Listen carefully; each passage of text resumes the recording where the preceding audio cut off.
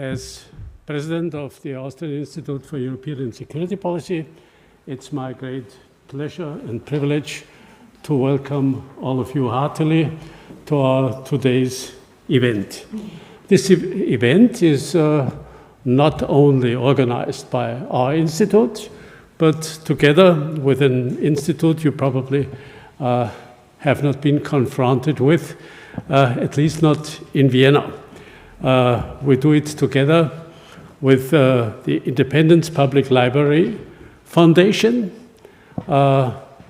with 4 letters. It means in German language IPLI or IPLI. And it's my great pleasure, therefore, to welcome you in the name of our institute, but also the other institute, and the president of the other institute, former Foreign Minister of Portugal and Ambassador Antonio da Cruz will do it personally in a few minutes. Before I hand over to our director, Cincanel, I just want to say a few words to this double agenda we do have today. It means balancing act, EU strategy towards China and East Asian stability. We have to be aware that, of course, this tremendous rise of China, economically, but also politically, of course, has been changing the world and the world order fundamentally. And all of us, we are confronted with these developments, and therefore we have to try to also to define our own role in this context in a new way. On the other hand, the world has seen 2 hotspots. The one is the Middle East, especially Israel-Palestine, already for decades. And at the other hand, this has been also the East Asian region with the center of Taiwan and the Taiwan question. Not the Taiwan question alone, but of course also in the context with South China Sea and also neighboring North Korea. This certainly has become the center of strategic interests for the coming period. And therefore, it's my great pleasure to welcome you here. I do not want to speak longer, but I will want to hand over to Michael Cincanel, and I wish you an interesting evening. Is maybe a little bit too much because we are almost in the middle of the day, and it's a summer day in addition to that, and insofar I hope you will enjoy it and not only be treated or confronted by the heat. Please, Michael.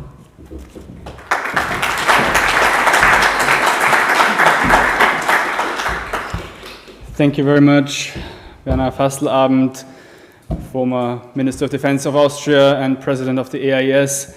Dear ladies and gentlemen, dear excellencies, distinguished experts, it's my great pleasure also to welcome you in my position as the director of the AIS, the Austrian Institute for European and Security Policy, and today's moderator of our event that, as mentioned before, we are having the great pleasure to organizing in collaboration with IPLI Foundation in Brussels, which we gave the name Balancing Act, EU Strategies Towards China and East Asian Stability. And we will divide today's evening symposium in 2 parts, in 2 panel discussions.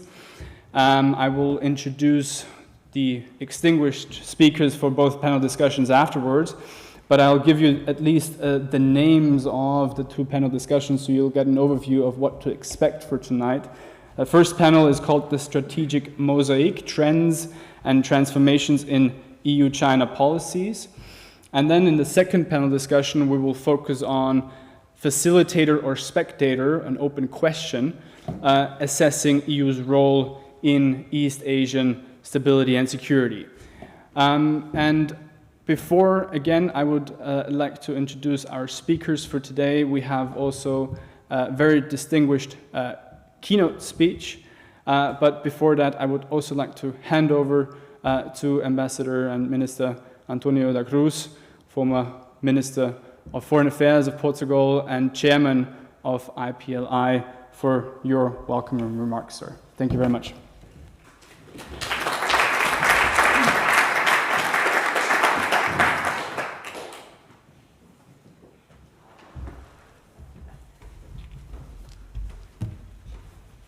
Good afternoon. Thank you very much. Thank you, Mr. President. Thank you, Mr. Director. It's a pleasure to be at the Vienna School of International Studies and to have the first collaboration, the first partnership between our IPLI Foundation and the Austrian Institute for European and Security Policy. Do you want me to start speaking or just the introductory notes? Can do it? Just an introduction words would be more important. Yeah, okay. So it will be a pleasure to be here and to talk about the European Union and China relations. This is the first, we had a partnership between IPLI Foundation and the Austrian Institute for European and Security Policy, and this is our first organization. With me it's Tim Reno, who is our Director General, and Leticia, she is based here in Vienna, and she collaborates with us. It's a pleasure to be here. I hope it's just the beginning of our partnership, and I would like to thank the Austrian Institute to choose the European-China relations, because this is, I believe, for all of us, European members, a very important subject, but also for all the world, because China represents an Asian power, a global power, and is very important to think about our relations with China. Thank you very much. Thank you.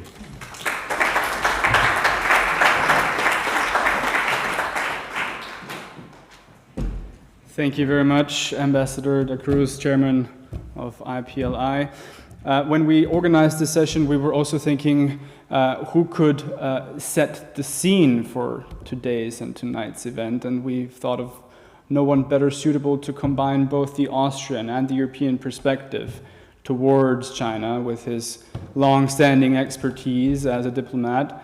Therefore, I'm very pleased to welcome to you the former Austrian ambassador to China and then to Japan, as well as the former European ambassador to both China and Japan, Hans-Dietmar Schweißgut. Thank you very much for being with us and for giving us your introductory remarks for today's sessions. Thank you.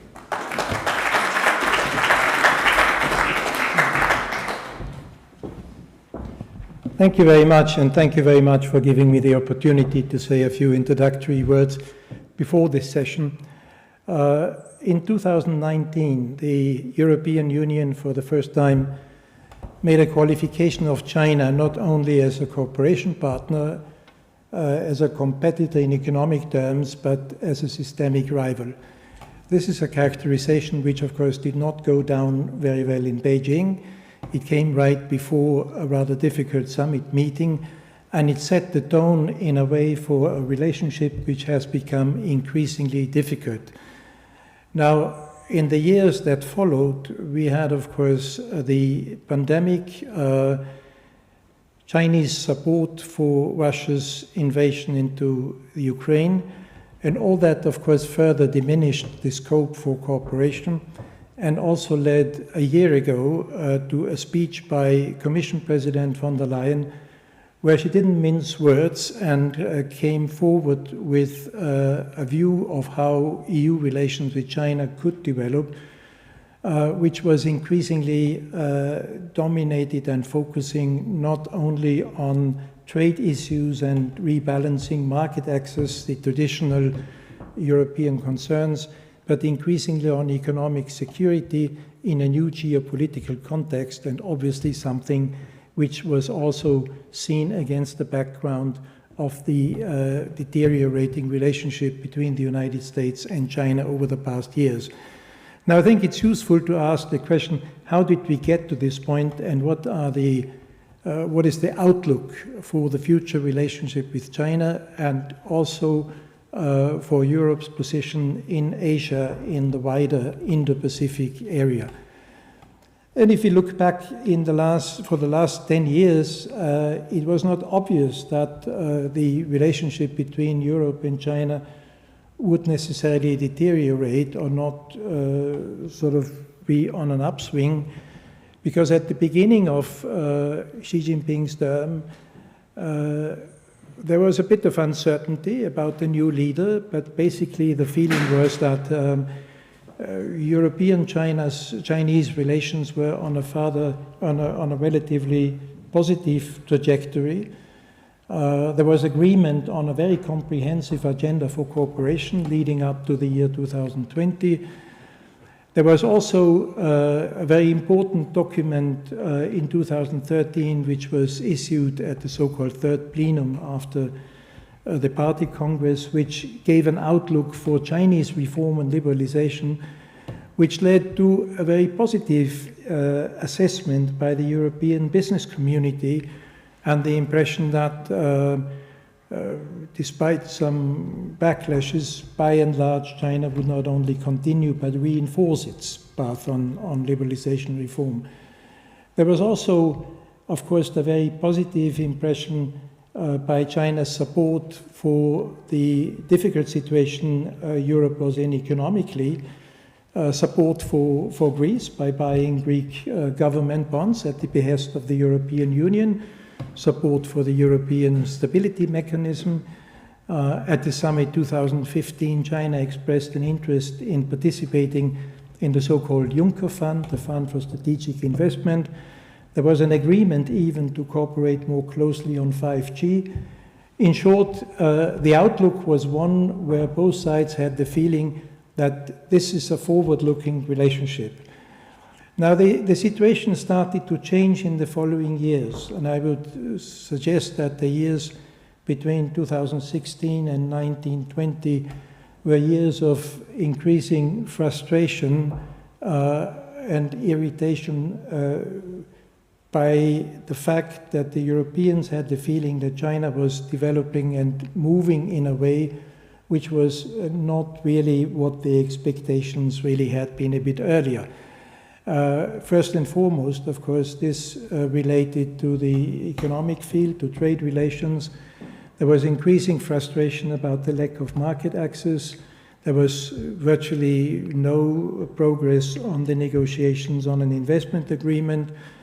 There was also the feeling that China is turning more mercantilist by its Made in China 2025 program, which clearly set out a vision of China becoming more independent of external technology, while at the same time making sure that China could control value chains for the outside. And then, of course, there was also the feeling that this China under Xi Jinping is becoming more repressive internally and more assertive, not to say aggressive externally. Tensions in the South China Sea, in the East China Sea with Japan, China's refusal to accept the arbitration award in 2016, which was asked for by the Philippines at the time. All this sort of created the impression that China is becoming not only a more difficult partner, but China is moving in a direction where it is not only suggesting that it has a different model of economic development, but a model of development which is increasingly in direct contradiction with European and Western interests. Now, this has not so much to do with the fact that the Europeans felt that the human rights situation was deteriorating, but more that the feeling was that we saw a China which moved not only in a different way than the Western world, but gradually more against it. And this led to the characterization which I pointed out in 2019. Now, there was still the expectation then that there should be a way to patch up the relationship by agreeing on the investment agreement. And there was an agreement actually in the last days of the German presidency of the Council in the at the end of 2020 to agree on that investment agreement, which of course was a bit unexpected because China had not moved for many years. So why did China move? And of course the assumption was China moved because this came just ahead of the inauguration of the new American president and was seen as a welcome opportunity for China to sort of move Europe a bit away from the transatlantic alliance. The agreement was not ratified for different reasons, because the European Union adopted the human rights instrument at the end of 2020, which was used early in 2021, including against China, when the European Union sanctioned a number of Chinese officials, which led to counter-sanctions, and the European Parliament made it clear that it would not ratify the agreement, especially since a number of its members had been sanctioned by China. Now, in the meantime, we had the pandemic, but what really changed, I think, the perception and also the relationship more fundamentally was, of course, Russia's war of aggression against the Ukraine. And there, of course, we came into a situation where there was also some hesitation in Europe. Is this a moment where we could still try to persuade China to step in and make its influence felt on Russia for a solution to the end of the war?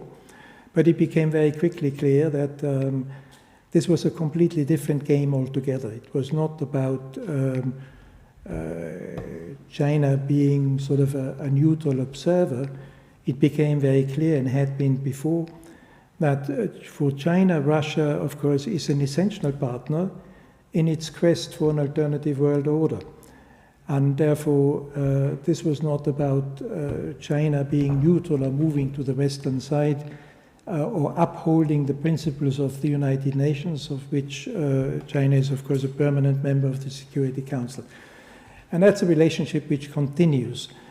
Now, of course, in the meantime, we also have a situation partly caused by the Russian war of aggression, but partly caused also by the rivalry and increasing tension between the United States and China, which went way beyond the situation in Europe, Russia, and the Ukraine, which is basically a competition about supremacy in the Indo-Pacific and worldwide. And this also means that trade relations, economic relations, have increasingly been trumped by geoeconomics and geopolitics.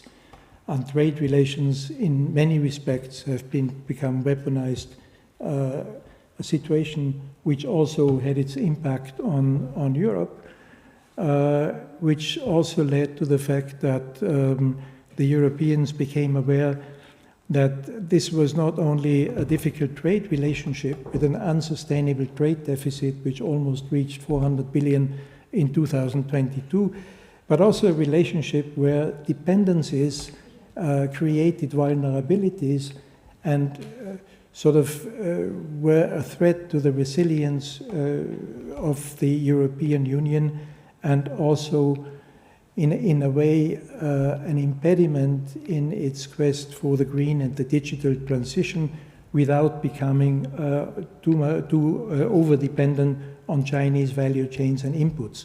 So the economic security strategy basically goes in two directions: strengthening the European competitive situation on the one hand, and on the other hand, also using defensive instruments and creating protection against Chinese overcapacity, which is threatening to flood the markets in areas such as electric vehicles, batteries, green technologies, and other areas, etc.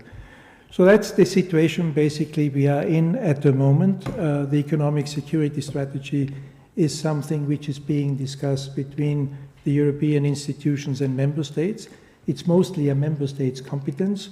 And I don't think we can expect sort of real progress in the month ahead before the European elections. So in many respects, not only in Europe, but also between the United States and China, we are a bit in a waiting situation before the elections also in the United States. Secretary of the Treasury Yellen was in China the day before yesterday and yesterday. Biden and Xi Jinping had a phone call a couple of days ago, which suggested that this is not going to relaunch a new era of cooperation. It's more basically an attempt to stabilize the situation in a political situation where no side has an interest in seeing things escalating. For the European Union, the way ahead, I think, is on the one hand to be more clear-eyed on China, to be able to use its defensive interests to protect its interests.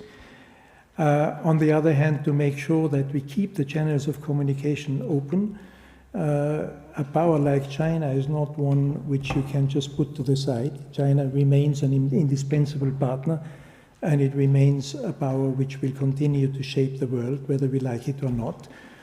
But I think we are in a much more coherent position than we were a couple of years ago. And even though member states are not always singing from the same hymn sheet, I think there's much more cohesion than I experienced during my time as European ambassador in Beijing. On the other hand, I think the European Union has also been relatively successful in its outreach to other partners, Japan first and foremost, Korea, in the Indo-Pacific.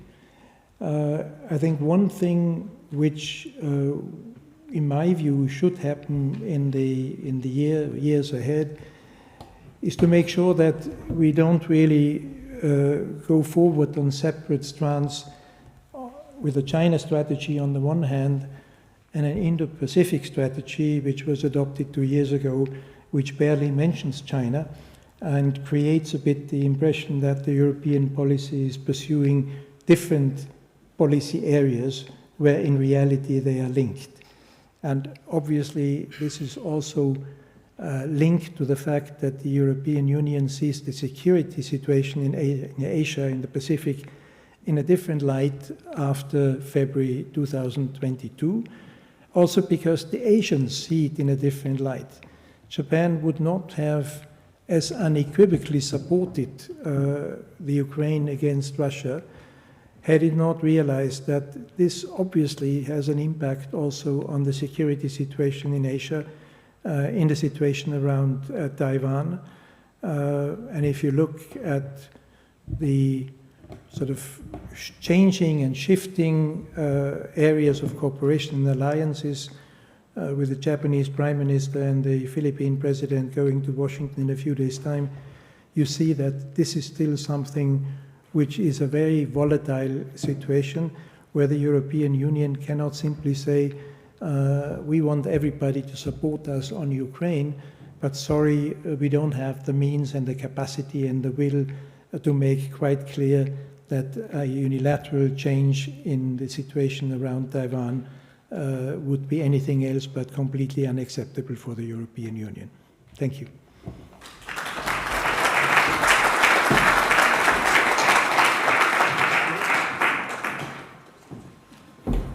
Ambassador Schweizgut, thank you so much for introducing us to this extremely insightful but also very elaborate topic that we're going to discuss further today, for painting the picture and preparing the floor for our panel discussions, and in particular for giving us this very comprehensive overview of the evolution of China-EU relations, and especially the focus on trade as a geoeconomic, geostrategic factor, and the necessity to keep open lines and channels of communication also in the future. Dear ladies and gentlemen, without any further ado, I'd like to introduce our first panel discussion today, which, as mentioned before, bears the title The Strategy Mosaic, Transformations in the EU-China Relations and Policies. We have three excellent speakers, and I'd like to introduce them to you now in the order of their appearance. First of all, Antonio Martins da Cruz, the former Minister of Foreign Affairs of Portugal, will be joining us, also the Chairman of IPLI. Please, sir, you can already take your seat at the panel. Then we have with us Ms. Alicia Pachulska, Policy Fellow for the European Council on Foreign Relations, the Warsaw office. You're working from Poland. And also at the same time, Alicia is Research Fellow with the China Observations in Central and Eastern Europe. And our third speaker for today is Matej Šimalčík. He joined us from Bratislava. He is a director of the Central European Institute for Asian Studies and also a senior associate at a Bratislava-based law firm.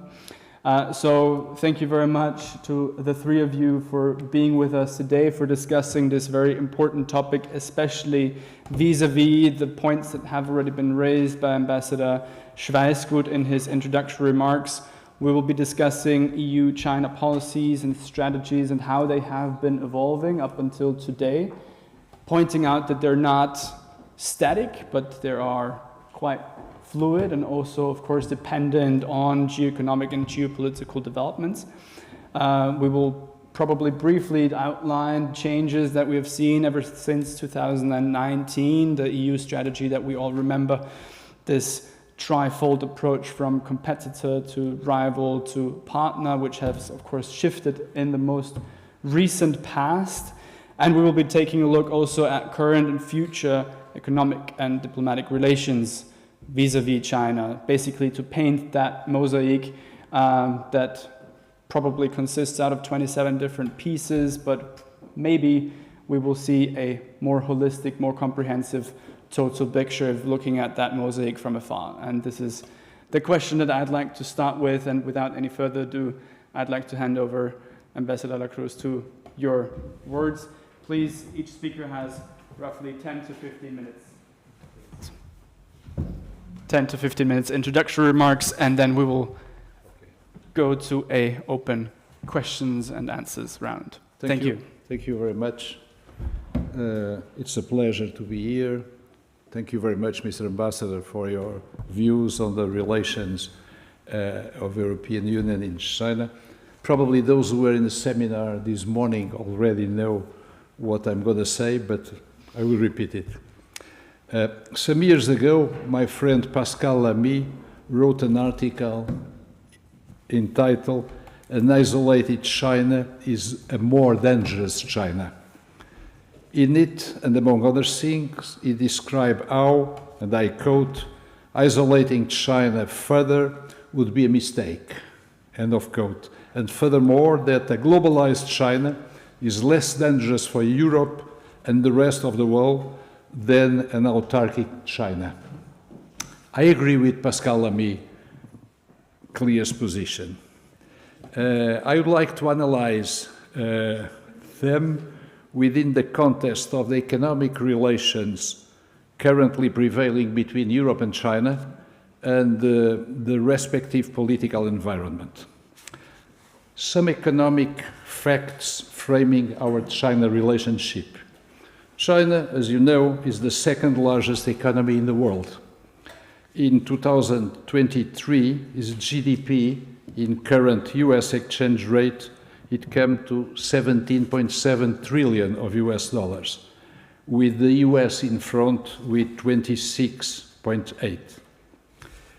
Furthermore, China is already the world's largest economy in PPP, the accounting criteria applied by Eurostat to classify European Union member states, for example. Trade in goods and service of European Union in China totalized 960 billion euros in 22. That means 2.64 billion euros a day. Last year, in 23, there was a drop of 3% in exports from Europe against 18% fall in imports from China. But trade nevertheless reached 737 billion euros. That means 2.01 billion euros a day. In 2023, China was Europe's largest supplier, providing 20.5% of total imports outside Europe, and the third largest buyer, taking 9% of total European exports. Exports already account for a fifth of China's GDP, and China's share of global manufacturing goods stands in the world at 31%. The EU ran a large trade deficit with China in goods, but registered a surplus both in services and FDI, the foreign direct investment. The EU depends to a greater extent on trade with China than the US. Its imports and exports of goods of Europe with China represents 5.4% of our GDP against 2.7% of US GDP. And just an example, a country neighbor of Austria, Germany exports more to China than France, Italy, and UK together. Final example, in terms of critical investment in renewable energy technology, that means wind turbines, photovoltaic panels, between 20 and 22, China market share of EU green product imports surged from 11 to 41%. China's share of the same market with the United States advanced from 13 to 19% over the same period. The European relations with China is essential and crucial for both parts in political and economic terms. But relationship is nevertheless asymmetrical across Europe, depending on different situations and different positions of member states. This relationship is now politically controversial, with different positions, as I told you, of European member states, and with Europe subject to political pressures from the United States. China is also becoming an unavoidable political and economic partner in markets who are very important for some European countries, like Africa and Latin America. In 2019, the ambassador already referred us, European Union approved a strategic position defining China simultaneously as a partner for economic cooperation and negotiation, an economic competitor, and a systemic rival. What that means? As a partner, Europe has to attain a balance, fine-tuning the defense of its interests, and maintaining an open relationship with fluid diplomatic dialogues. As a competitor, China is entering European markets primarily in technological areas, but however, Europe also wants to do business in the Chinese market. And as a systemic rival, China has alternative political and strategic means and does not follow the political system and the norms, especially in human rights, of European governments. The European perceptions of China, of relations with China, may vary from a country to another in Europe. While this clear reflects the economic relations ongoing, it also cannot be separated from geostrategic objectives, political constraints, memories of history, and the alternatives available for different Europeans. China needs European markets just as various European countries need the Chinese market. And while China needs Europe, the European geopolitical alternative depends on its difficult dialogue with the United States about China. Even after the San Francisco summit a couple of months ago, this dialogue between the United States and China does not yet seem to have established, with so much depending on the US elections on the next 5 November. Electoral political cycles also influence relations with China. In fact, China, like Ukraine or Gaza, has entered in the US election campaign. And this is never a positive development in terms of foreign policy. The aim of the foreign policy, any foreign policy, should be the defense of each country's national interests, not the electoral circumstances. However, the US is hardly the only example in these incursions. What is the European perception of China? This certainly differs from Lithuania to Austria or to Portugal, for example. The history and the historic relationships with China certainly influence this perception. A country, what is China? What is the perception of China for European stakeholders? A country with an economic model on Western markets, with its own rules, and especially since Deng Xiaoping. A one-party political model classed as an authoritarian model, more Leninist than Marxist, in which probably the Emperor Mandarin's pyramidal tradition was replaced by the rigid structure of the Chinese Communist Party organization. A country that is a civilization more than a culture, that is 3,000 years old, and where Confucianism maintains its tradition and still inspires some policies in China. In its most recent political developments under President Xi Jinping, security has seemed to condition and guide the post-pandemic economic recovery of China. Just as in the West, national security was being imposing increasing constraints in our economies. According to Washington, in a position that some European leaders follow, Beijing will become the main rival of political and strategic terms in the coming years. However, the conflict in Ukraine was once again brought Russia to the fore, especially now when we are celebrating the 17th anniversary of NATO. China moves regarding Taiwan, and this eventual return to the mainland could determine the future policy model of Western states towards China.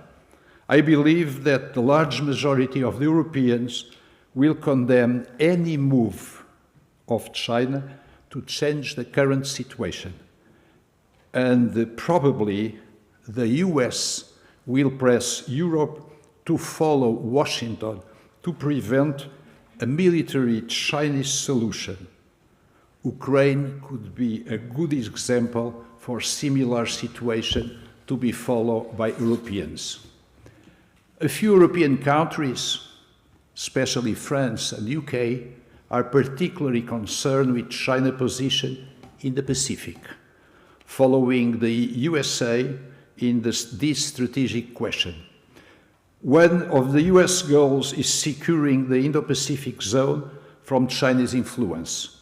AUKUS and the alliance with Japan, South Korea, and Philippines are several of the US answers to the tensions with Beijing, mainly in the Pacific and the South China Sea. With this realization, and in keeping with the prevailing economic reality and geopolitical situation, Europe's responses to the Chinese challenge remain hesitant. Firstly, European Union advocates decoupling. That means turning away from China, Chinese trade and investment whenever Europe's strategic security, economic and geopolitical interests are at stake. This was the same position of the United States. Given the vagueness of its overall interests and disagreement between member states, the UN changed and advanced the criteria of de-risking. That means limiting vulnerabilities in strategic sectors like minerals, semiconductors, solar panels, turbines, and electric cars. This rather reflects an attempt to protect against high risks to the economy and not only to the security of Europe. Europe encounters constraints in this de-risking format. First of all, its vagueness. Second, the differing perceptions of different countries of Europe as the concept, its definition, security policies and economic dynamics are national and not Europeans. For example, the diversity of behaviors and decision regarding the presence of Chinese companies in different European markets. For instance, the case of Huawei and the G5 market. Furthermore, Europe economic growth depends more on foreign markets than the American growth does. And Europe has fewer natural resources than the US, and its supply chains are already more deeply integrated with the Chinese economy than those of the US. These policies are fostering distortions in the Europe-China market, and with European business losing out some opportunities in Chinese market. The replacement of some supply chains and the adoption of friendshoring and nearshoring projects are proving difficult and above all making products more expensive with possible political consequences in economic, social and electoral terms in European countries. Europe probably needs more cohesion or more common positions in future relations with China. Sometimes Europe seems divided. Let's hope that after European elections in June, the new European institution manage to facilitate that cohesion. As regards China, the US and the European Union, to some extent, are weaponizing their economies. That is, deploying the economy as a weapon of tool of war. China trade surplus and market distortions fail to explain anything. Brussels claim the measures are not directly aimed to China, but the Chinese interests that are the most affected by the rules on investment screening, misuse of state aid, the lack of reciprocity and the anti-coercion instrument. However, one holds the impression that Chinese leaders are primarily concerned with the United States. And in Beijing, EU-China relations are often analyzed through the prism of China-US relations. Chinese diplomacy holds a clear interest in emphasizing the difference between Europe and America, and to deepen those differences and to raise their visibility. As far as the European Union is concerned, Chinese diplomacy prefers to deal separately with European countries instead of European institutions, mainly the Commission, both in political and economic issues. All of this contributes to tensions in both sides of the Atlantic over how to deal with China.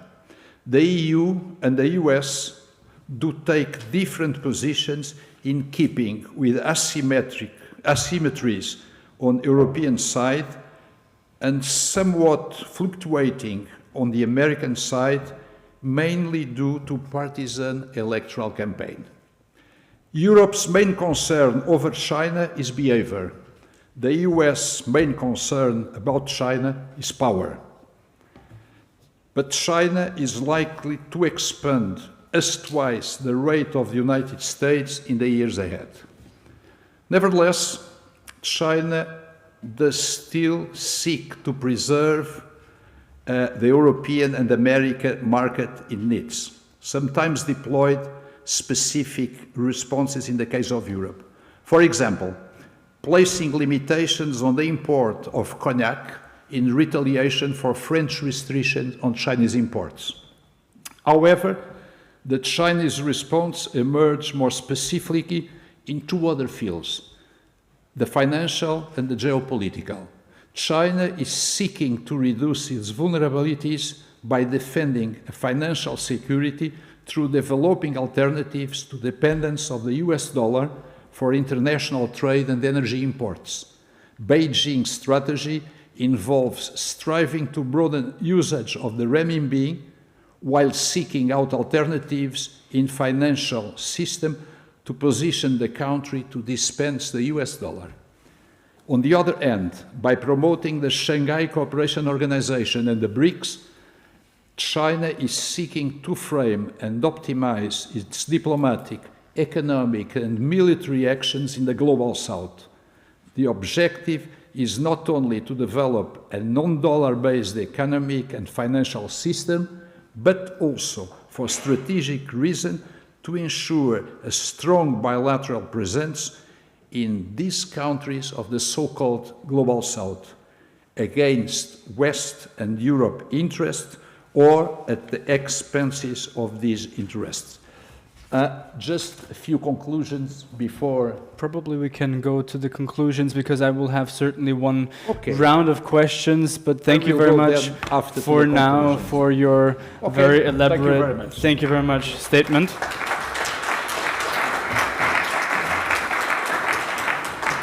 Because I would definitely like to also leave some time for questions and answers from our audience. However, with no further ado, Alicia, would you like to also raise a couple of points and give us your statements, especially vis-a-vis a couple of the points that we probably have heard already now from Ambassador La Cruz, and maybe keeping in mind also of the time. Thank you very much. Mind if I sit here? No, not at all, please. Okay, thank you. Thank you very much. I'm very happy to be here. And I think that I'll try to be very brief because the points I'm trying to make, I think, are quite simple in a way. And I do agree that the landscape, especially the economic landscape that Mr. Ambassador has just painted, is quite striking in a way that all these numbers that we're citing at the very beginning, they are very, very symptomatic of the place where we come from in our current shift when it comes to EU-China relations. And I think that it's very clear that the kind of policies, the pragmatic, the approach that we've called the pragmatic approach towards cooperation with China has, on the one hand, brought some European businesses and some economies huge profits. But at the same time, it has resulted in Europe becoming much more vulnerable to the impact of third actors, but also much less dependent on, or actually more dependent on China. But at the same time, I think that the point in time that we are right now at the moment, it is a kind of a shock therapy. We are going through a battle of perceptions. And I think that these perceptions are indeed very different depending on where you sit. And also, even within certain countries, there are still very diverging views. And here I think that, in my view, we need to catch up with the reality, or the reality will catch up with us. In other words, I do believe that, we're 2024. Economic interconnectedness does not guarantee stability. And obviously, we have economic benefits, and we have potentially huge gains if we look at the EU-China relations through the lens of business and the kind of business as usual that we've been looking at for the past 30 years. But I think that we also have mounting evidence that comes, on the one hand, from China domestically, but also from the kind of interactions China is having with third parties, such as Russia, in the context of the war in Ukraine. And I think that, one of the topics of this panel is the future of EU-China relations. And I think that what I'm going to say is going to be very simplistic, but it's for the sake of the clarity of my message. And the reality we're going to end up with is going to be probably much more complicated and somehow in between these two scenarios. But I think that, on the one hand, we have a vision of a radical reframing of the EU approach. And this radical reframing will come at a cost. But this cost would have to be firstly understood and calculated based on our strategic interests. And I do agree that national interests are very, very important. But we're talking about EU-China relations. None of the EU countries, as a nation state, has enough power to influence China in any way. We've seen the kind of developments in Chinese economy, military, domestic relations, societal level under Xi Jinping, and I think it would be very misleading to try to look at this reality through the lens of China before Xi Jinping, because I think we're facing a very different reality. And here I think that if we want to make these strategic choices at the level of the EU, we have to understand that there will be certain costs. But that's the reality where the EU wants to be economically competitive in the long run, safe because of the kind of reality we're seeing with potentially Trump becoming the new US president, but also with China and Russia standing back to back and supporting each other when it comes to the merging theaters on the Indo-Pacific and on NATO's eastern flank. So that's one scenario, the radical scenario, where we really sit at this table, and we're very, very far away from this scenario. But there might be a need for such a scenario to at least try to, intellectually even imagine a united EU when it comes to taking these costs. But there is also another scenario, that is that the EU wants to just get by and maintain the status quo in a world that does not really look at, the status quo as we like to imagine it. So, of course, we can continue engaging with China economically and trying to maintain business as usual, because there is still a lot of potential benefit to be gained from such an approach. But I think that this is an approach that will be increasingly dictated by China. And in the strategic, if we want to have a strategic approach, and even given different national EU countries' national interests, here I think that we need to understand that this is very unsustainable. And, as I said, this will be a combination in the future of these two kinds of strains of thought that are developing in different countries in the EU, siding and clashing. And there are so many domestic and external factors that will influence the outcome of this competition. And I do agree that we have very diverging views. I think that, for example, if you look at the Baltic states, if you look at Czechia, at Poland to a certain degree, there is a growing mindset where people do tend to look beyond EU and business as usual. So that's not the core interest. We're looking at something much bigger and a much bigger reframing of the international order.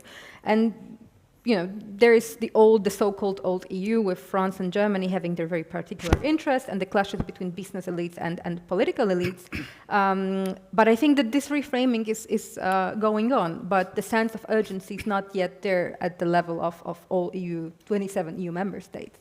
So I think that the choice now is about us as the EU, as a whole institution and community, trying to understand whether we are able and willing to bear certain costs, or if we're willing to be sidelined completely on the international arena, given the kind of changes we're seeing at the moment.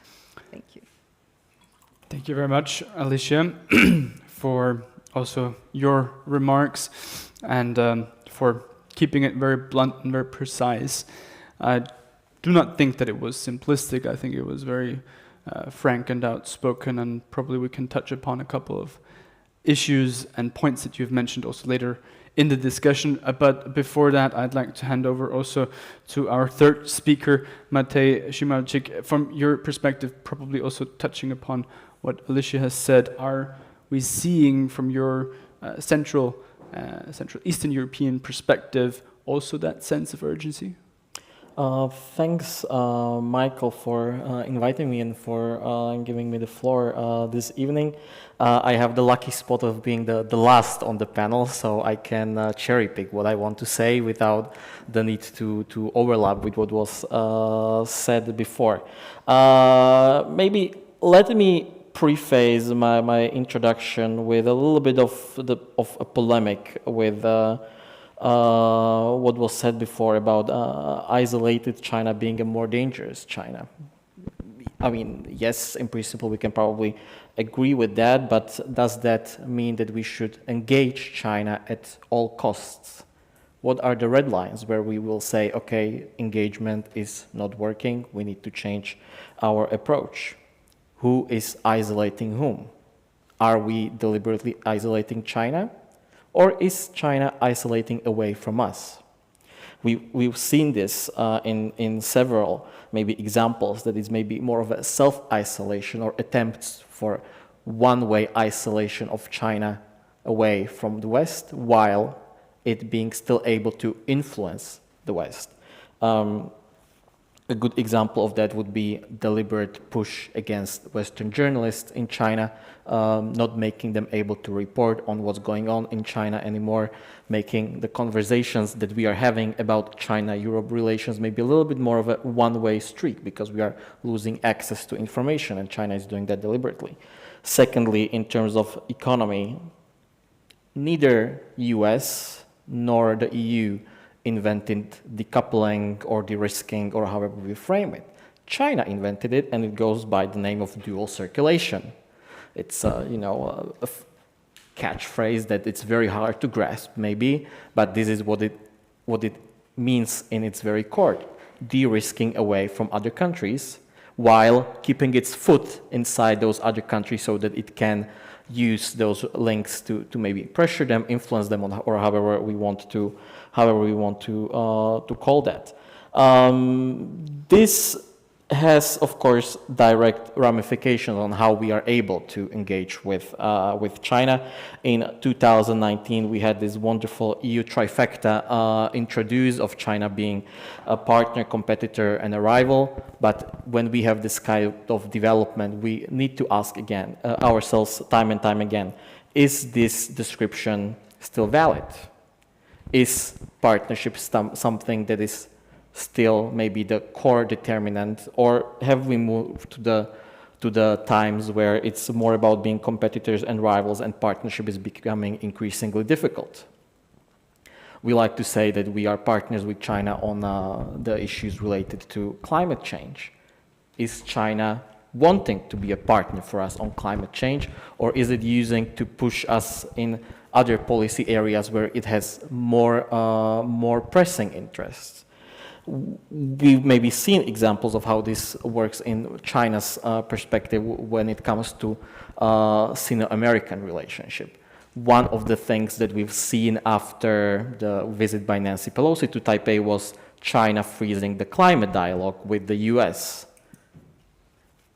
Are we still able to have a partnership in these topics that we say are should be immune to politics because we have a joint interest in them when China is deliberately using them to pressure policy change in other areas? So maybe we are more in this sort of competitor-rival stage of the relationship, while finding areas for partnership or dialogue are becoming increasingly difficult. Are we able to have a partnership sort of relationship with a country that is deliberately supporting Russia in a war of aggression in Ukraine and therefore directly affecting our own security interests here in Europe? Coming from a border nation with Ukraine, Slovakia, this is something I think that's of a very high importance towards us. And I could go on with multiple examples of this.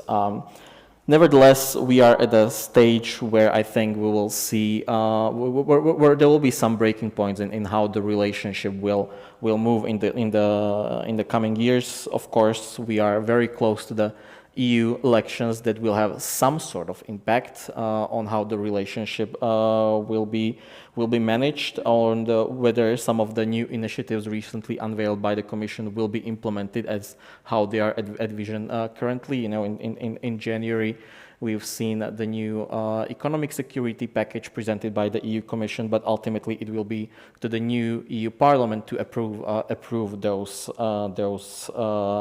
measures. I think that we are not going to see such a fundamental change, maybe in how what will be the composition of the EU Parliament. The fundamental basis of the division of power there will remain more or less the same, I think.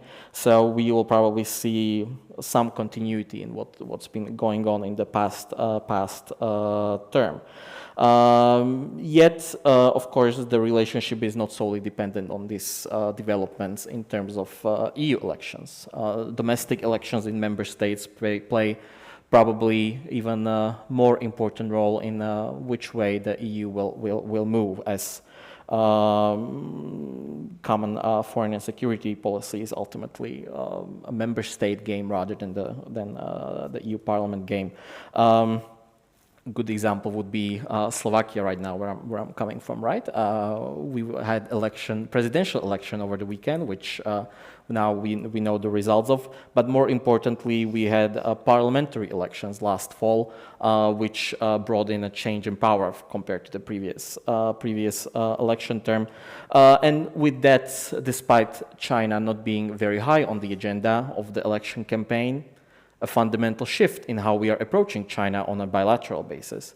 The same happened 3 years before that in 2020 when a more China-friendly policy was changed for a more Taiwan-friendly policy, much more China-critical policy, as a result of elections again. So we cannot pretend that that policies towards China within Europe are immune towards domestic politics, right? Even if they may not be discussed to such a high extent on within domestic politics clearly has impact. And so it ultimately is not going to be just the U.S. politics that impacts that relationship. When it comes to sort of other broader issues that will influence the relationship with China, it will still be largely influenced by what's going on in Ukraine and China's relationship with Russia. I think that's something that will play a very important role in determining or like making us understand how far can we go in pursuing engagement with China when it's actively supporting actors that are being aggressive and acting against our interests. The same goes towards China's positioning within its periphery, how it will be acting in the Taiwan Strait, and maybe more overlooked, but potentially even more risky scenarios within the South China Sea, where there's a far larger number of actors involved in the dispute, making it all the more unpredictable. This, of course, relates not just how EU is dealing with China, but with the whole Indo-Pacific region. And I very much liked what the ambassador said in the beginning, that we cannot divorce our China policy from our Indo-Pacific policy. Those are intimately interlinked. Of course, we cannot make decisions when it comes to bilateral relations with other states in the Indo-Pacific region solely as an extension of a relationship with China, but China is a factor in every one of those relations. We are talking about how to bring India on our side and remove it from the relationship with Russia. Well, India has a very difficult relationship with China. Maybe we need to discuss how to support India within our partnership, so that it feels that it's also supported in matters that matter to India. The same goes to the South China Sea littoral states, right? We see that this sort of troubled relationship with Russia or a troubled relationship with West in Indonesia as well. Again, a country that's directly involved in the South China Sea dispute. So these are some foods for thought to think about when we are discussing what lies in the future of the Europe-China relationship. I'll pause here because I think we'll have a lot of food for thought to be discussed later on in the questions. For sure, thank you very much. It will be for sure also a pleasure for us to digest some of these food for thought further on. Before I open the floor for questions from the audience, I'd like to pose one question that can be also combined with your final remarks for this session here, for your final conclusion statements, one question probably to try to piece together the different perspectives, different elements that we've heard today in this first panel discussion, also linking back to what Ambassador Schweißgut has said in the beginning. Yeah, I mean, against the background of these increasing complexities, against the background of the increasing part of strategic rivalry, of increasing geoeconomic, geopolitical difficulties and complexities, the Russian aggression in Ukraine, the growing tension in Taiwan and the cross-strait relations that we've heard of, the fact that we are in a shock therapy and that no one single member state is large or capable enough to face China on its own. If you would give one recommendation to the new composition of the European institutions after the elections now, whether we need more EU or more member states' perspective vis-à-vis China, what would be your answers? Thank you very much. You know, it's a difficult question for one reason. As was mentioned here, for me and for others, there are differences between the European countries in their approach to China. Many differences, because every country has a specific foreign policy. There is no a common foreign policy of Europe. There are some pieces of foreign policies accepted by all countries of European Union, but there is not an European foreign policy. And each country defends its own interests. For the future, after, because you put the question, after the European elections, let's see what will be the composition of the European Commission and the European Parliament. By the way, I have no time. I received today a report from the European Parliament, 109 pages about relations between Europe and China. I have no time for reading because I received it this afternoon. But anyway, that means that European institutions are preoccupied. But I would like to raise the attention for 2 or 3 very interesting things that was mentioned here. One about economic security. Economic security, we had the opportunity to underline this morning in our seminar, economic security is a question for national definition and not European definition. It's not on the treaties. So you change the treaties, or the European Commission can make recommendations, but every country is free to define its economic security policy. Second thing, Sir,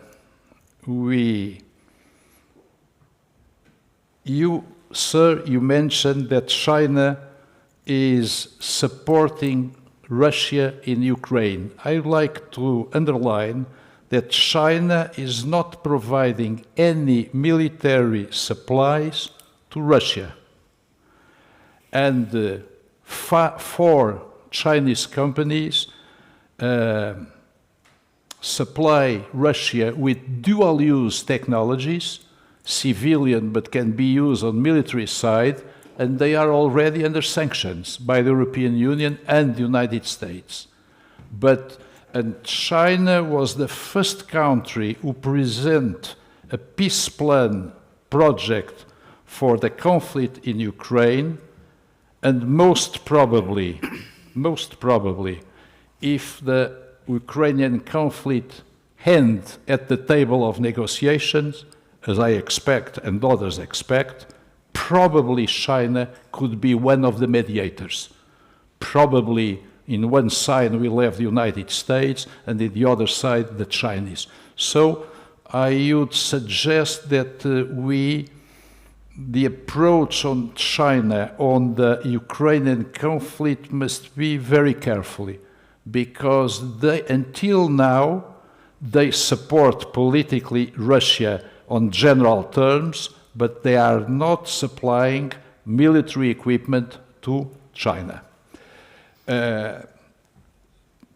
To come back to your question about the future of European relations, I can give you the example of my country that I mentioned this morning.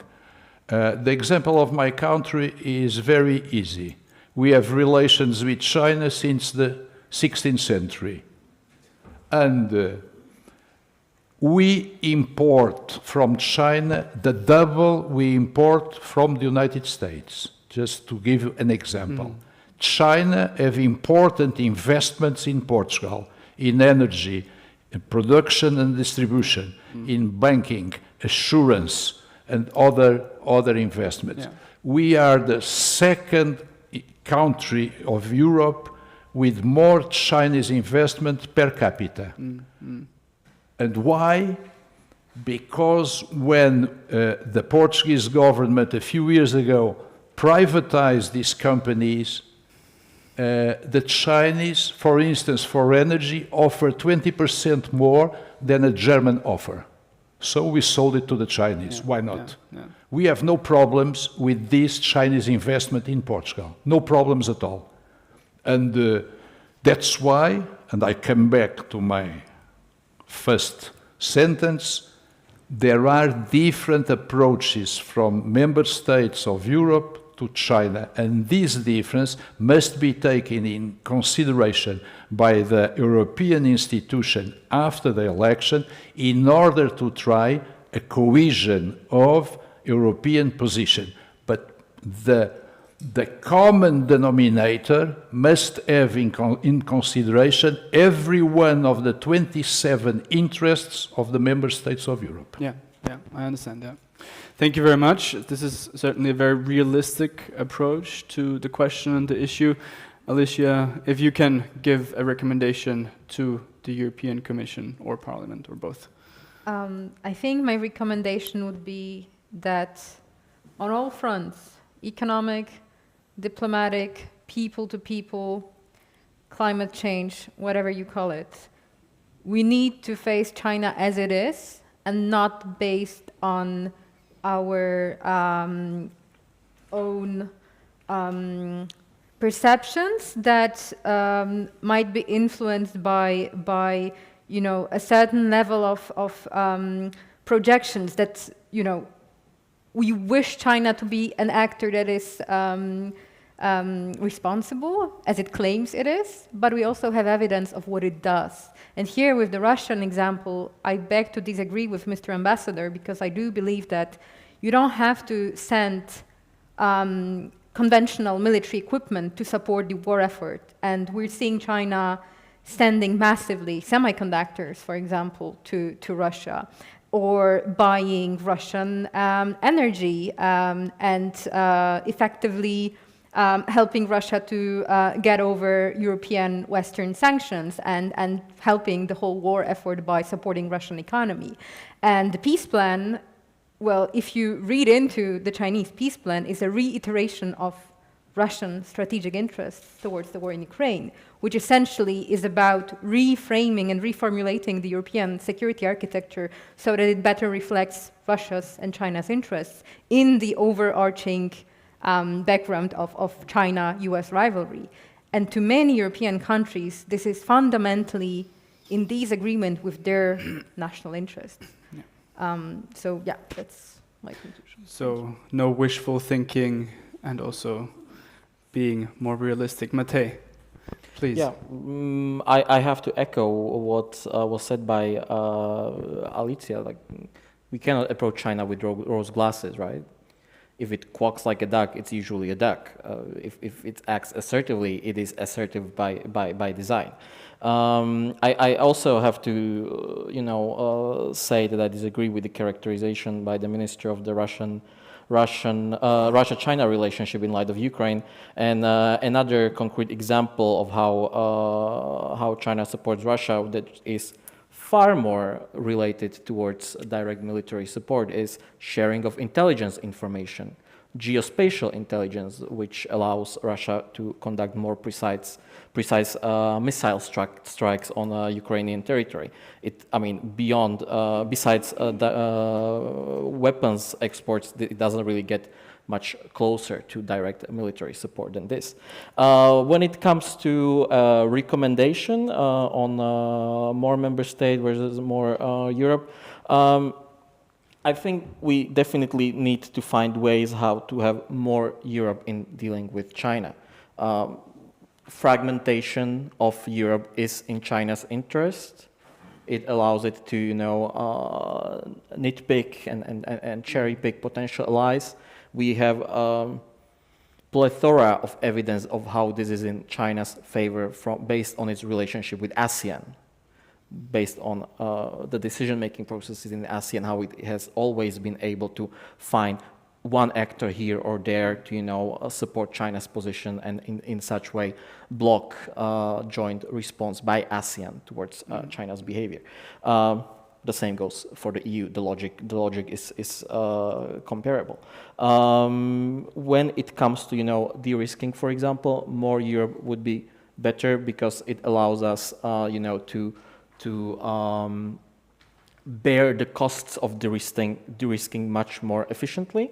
It means that we are able to find maybe new opportunities for European businesses to cooperate with other partners beyond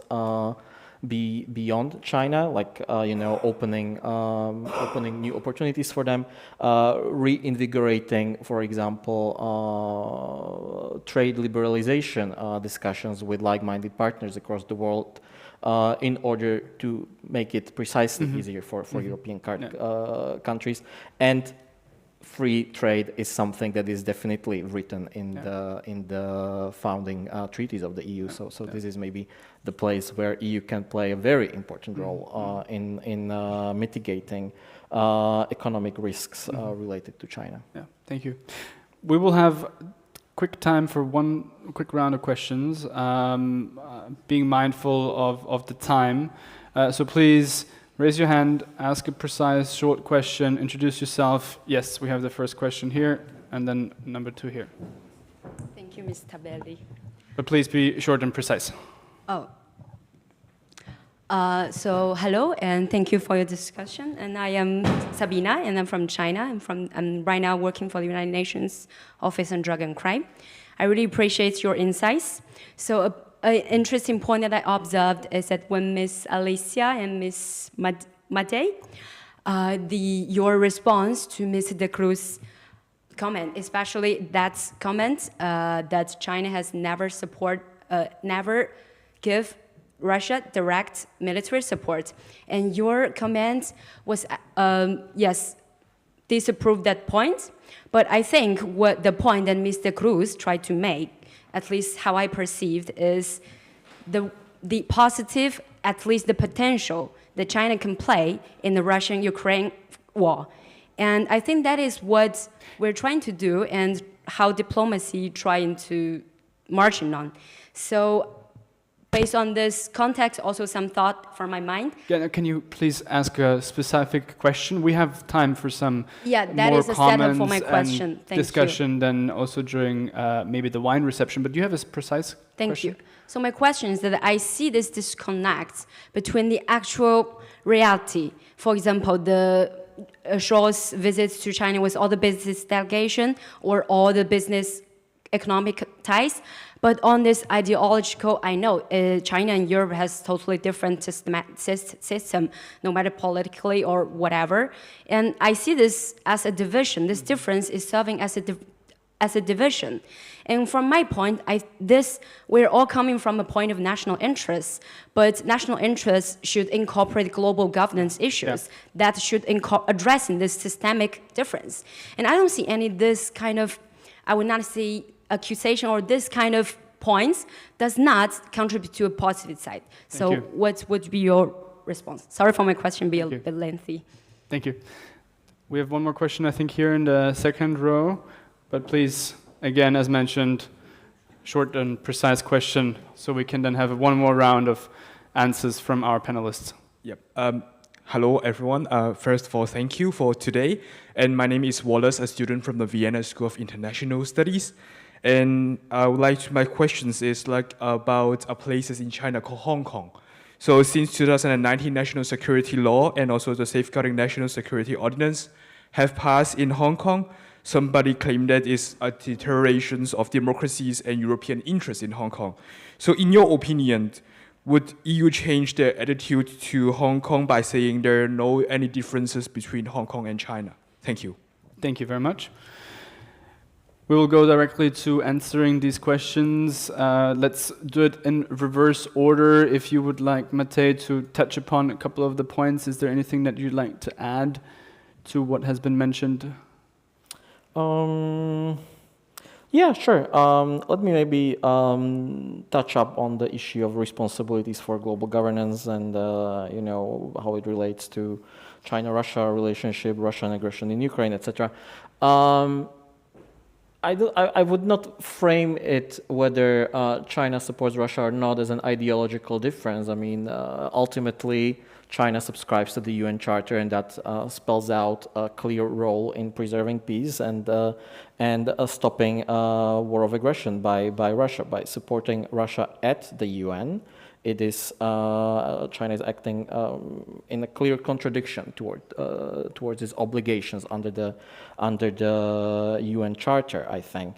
So I mean, I would object to this sort of framing this as an ideological difference. Either we recognize that we have a shared commitment to the UN Charter, or we do not. I mean, this is what it boils down to. And if we do not, and if China isn't willing to recognize this as a clear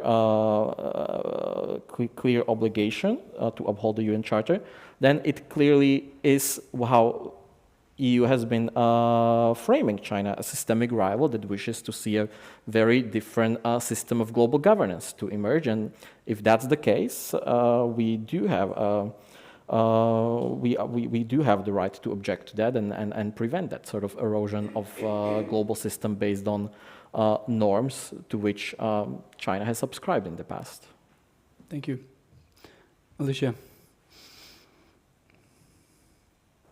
I agree. I'm not sure I've understood the second question about Hong Kong, but just to follow up on what Matej said, if I understood correctly also the first input.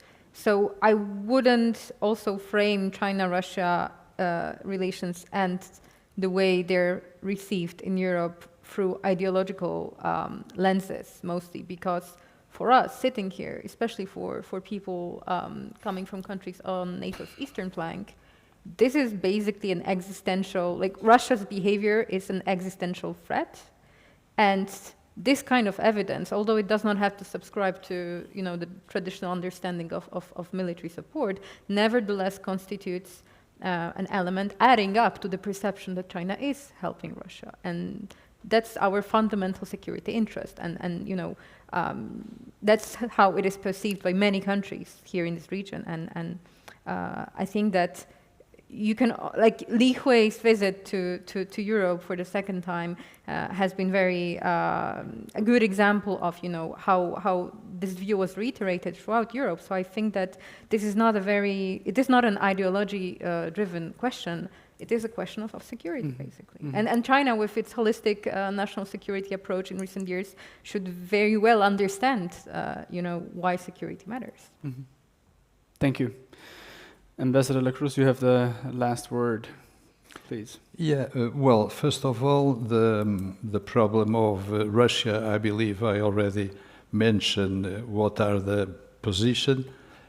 China is, of course, respecting the UN Charter, and it's not only China who support Russia in the United Nations, but a lot of countries of the Global South who say, and it's very clear, they told in public, and they told it to me, several ministers of African countries, for instance, that the Ukraine conflict is an European conflict they have nothing to do with.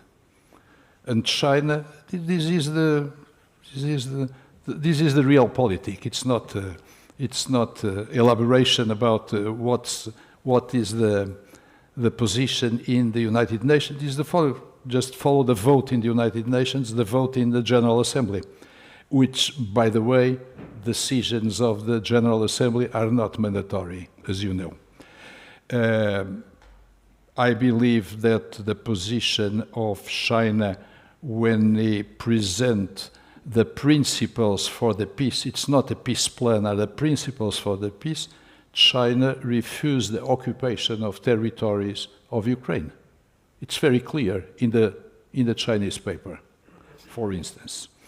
As far as the Hong Kong security is concerned, I don't know, I was in Hong Kong 10 days ago, but I can talk about Macau. I was in Macau a couple of weeks ago also, and I don't feel any security problem in Macau. On the contrary, Macau is receiving 35 million tourists per year. We don't saw any security problem in Macau. Probably there are security problems in Hong Kong. I don't know. I'm not following Hong Kong. But I know one thing. By the way, I was invited by the British government. I was in the ceremony of the handover of Hong Kong in July 97. July 97. Yeah, that's right. And according to the joint declaration UK signed with China, Hong Kong returned to China in July 47. And of course, situation of 97 will not be the same until 47. There is an evolution. At least I saw the evolution in Macau. And probably there is the same evolution in China, evolution in Hong Kong, evolution from the Chinese government, evolution from different stakeholders in Hong Kong, like in Macau, and the evolution of the world. So one cannot think that the situation is static since the signature of the joint declaration until the final integration of the special administrative regions of Hong Kong and Macau to the mainland. No. There is an evolution. I can speak for Macau. The evolution is a normal one. I don't know in Hong Kong. We saw a lot of things in the press. I can tell you, I was in the streets of Hong Kong 10 days ago, last week, and I saw any problem. Probably there are problems in some groups in Hong Kong, but not in the common day-by-day life. Yeah. Thank you very much. Unfortunately, we don't have time for questions anymore at this point. However, we will have a wine reception after the second panel discussion where you can also engage with our speakers. But first of all, a big round of applause to our three excellent speakers for your remarks. Thank you very much.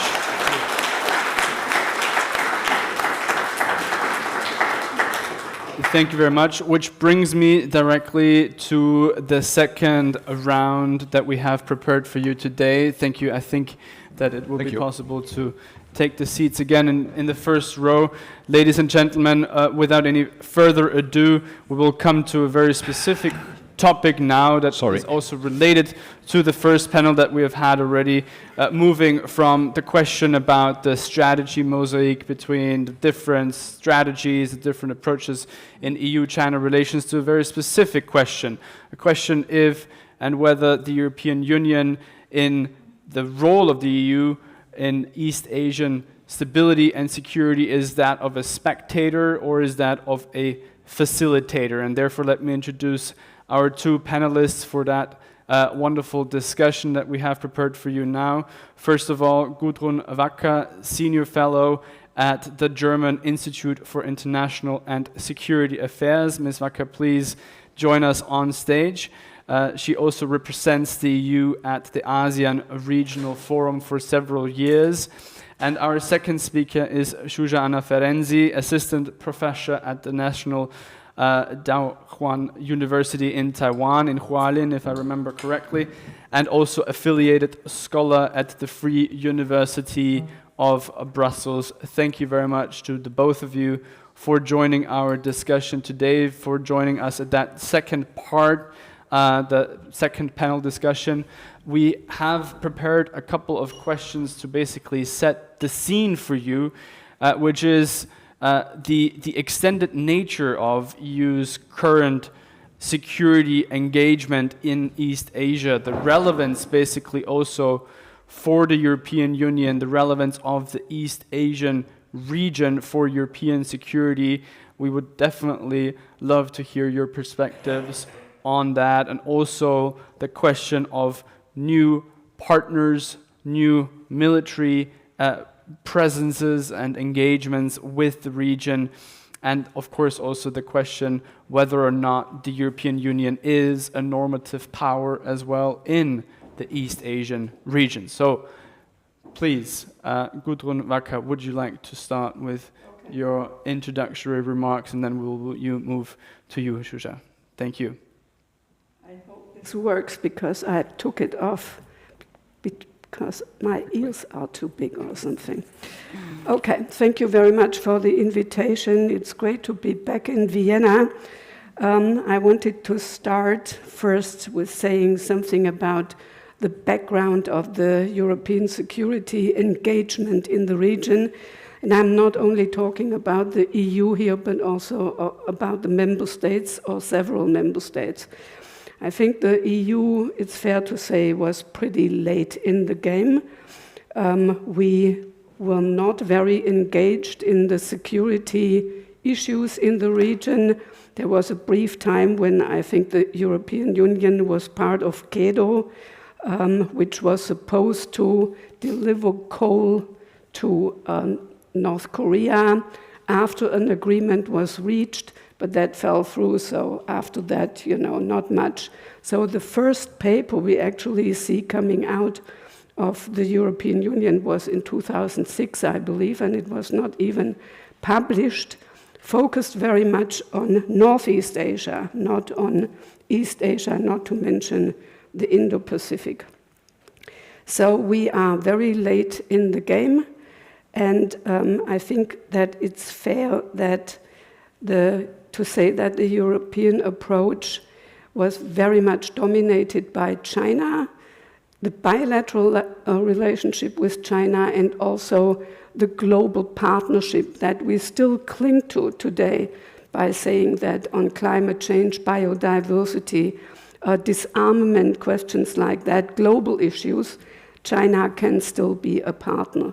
But we ignored the situation in the region, where China became more and more assertive, and we basically watched the South China Sea, I would say, falling into the hands of China with a very clever tactic of taking a little bit, taking another little bit until there was a point of no return. And the second dimension of the EU's engagement with the region, I would say ASEAN was very much the focus, because it's the only organization in the region that halfway resembles the European Union. So we supported ASEAN, and I believe we still pay for part of the ASEAN Secretariat until this very day. So this was basically the two dimensions. There was China, bilateral, global, and ASEAN as the regional organization. And I would say the relationship with Japan or South Korea was rather secondary in political terms, at least. The only two countries in the European Union, one of them is not even a member anymore, that were engaged in hard security issues are France and the UK. France, for obvious reasons, because it still has its overseas territories in the South Pacific, New Caledonia, some islands, so it goes from the east coast of Africa to the west coast of the Americas, basically, where France considers itself to be a resident power, in contrast to all other European member states who have simply no assets there. So France has some military assets there. And the UK, because of its past colonial possessions like Hong Kong, but also the UK maintained a garrison in Brunei, which was funded by is funded by the Sultan of Brunei, not by the UK. But they also have still the Five Powers defense arrangements, where they hold military exercises with Malaysia, Singapore, Australia, and New Zealand, I believe. So these are the two countries that stick out. They also happen to be permanent members in the UN Security Council, and therefore, by nature, have a different outlook than a country like Germany, that until recently didn't even admit that we have national interests at all. The EU itself became a member in many of the regional organizations, the ARF, all the second track organizations that are there, but the aspiration to become a member, full member of the East Asia Summit was never fulfilled, even after the expansion of the East Asia Summit to include the US and Russia.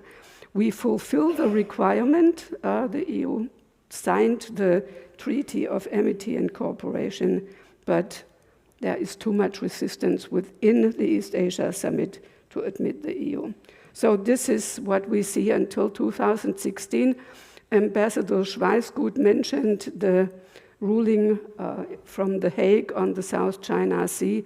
I have to say this was one of the weakest statements I have ever seen coming out of the EU. You cannot even say it supported the ruling from The Hague. But since then, there has been a shift, and I would also point to the Indo-Pacific strategy. Now, again, I underline everything that Ambassador Schweisgut said about this sort of separation of China strategy on the one hand and Indo-Pacific on the other hand. But I think at the time there was still very much effort to present an Indo-Pacific strategy that does not look like it's directed against China, because up to that point, Indo-Pacific, the concept of the Indo-Pacific was very much associated with the Quad, Australia, Japan, US, and India. Thank you. And so it was seen by China as something very anti-Chinese. So I think this explains why we are very modest. And if you look at the German guidelines, they hold back even more. China and the US are only mentioned in the context that we are concerned about the growing rivalry or something like that. I have to say I'm positively surprised that even after Russia's invasion in Ukraine, the EU and the member states that have signed up to this Indo-Pacific strategy have kept up their activities. So we are deploying some limited military assets in the region. France has done this for many years consistently. They participate in joint military exercises with countries. The UK recently sent an aircraft carrier group. And I want to mention the Dutch because they cleverly joined the UK mission. So the Netherlands know they are a small country, but they don't have a problem with joining other nations. And I think this is what we need more in the EU. Germany, after more than 20 years, sent a first frigate to the region. But I still would say what we are doing there is very, very limited. It's more symbolic. It's showing the flag. It's sort of trying to signal to China that we are for the UN Convention of the Law of the Sea, for upholding international law. But if push comes to shove, we will not be there. That's as clear as glass. So I think we cannot raise expectations in the region about what we can accomplish. There is one dimension where we always had an impact on hard security in the region, and that is arm transfers. Only we don't talk about it at the EU level, because this doesn't fall under the EU mandate at all. And France, for example, Germany is now talking about arms exports to India. And we have stepped up our diplomatic efforts very much. My country now has a 2+2 format with Japan and with Australia, a full-fledged security dialogue with Vietnam and Malaysia. So the diplomatic engagement is there, but we have to be realistic about what we can do in terms of military deployment. So in sum, I would say we're more an onlooker. We can every now and then show up and, show the flag. But again, you have differences between the different member states and how far they go. French go through the Taiwan Strait, Germans avoided it like the devil. But it's better than not being present at all. And very shortly on the question of the EU as a normative power, I think the response from the region to the Russian invasion of Ukraine shows that, yes, in abstract, we can all agree on the rules-based order, and rules are better than no rules. But the only ASEAN country that clearly condemned Russia in ASEAN, among the ASEAN states, was Singapore, with unilateral sanctions, and the rest sort of, wavered around, said the question is too complex, or Russia does nothing else than the US has done many, many times before. So I don't think that in that regard we have a big impact. Mm-hmm. Thank you very much for your sober outlook and for your analysis, Gudrun Wacker, especially also giving us a very precise overview on the military capabilities of European countries, EU member states in the region, and of course also their limits. Maybe I can say one sentence on Taiwan, because it will sort of lead to Susa. Yeah. I think there I see a good development, that at least in the media and in the political discussions there is much more awareness. And to come back to the Hong Kong thing, I think again the EU has had a very disappointing response to what is going on in Hong Kong, including the UK. It was very, very, very weak, and immediately business as usual again. Mm-hmm, mm-hmm. However, also here, based on what you have said before, I do hear that the EU is taking more the role of a spectator, of an observer, than a proactive facilitator. However, moving along, Shuja Ferenczi, thank you very much also for being with us, due to the fact that you're an assistant professor at the Donghua University in Taiwan, based in Taipei. Probably you can also give us your perspective, the discussions that you're having with colleagues in Taipei on how the European Union and the engagement is perceived from the Taipei perspective. Thank you, Michael, and thank you for the audience for being here, and also to the Institute and your team and your colleagues for having us here.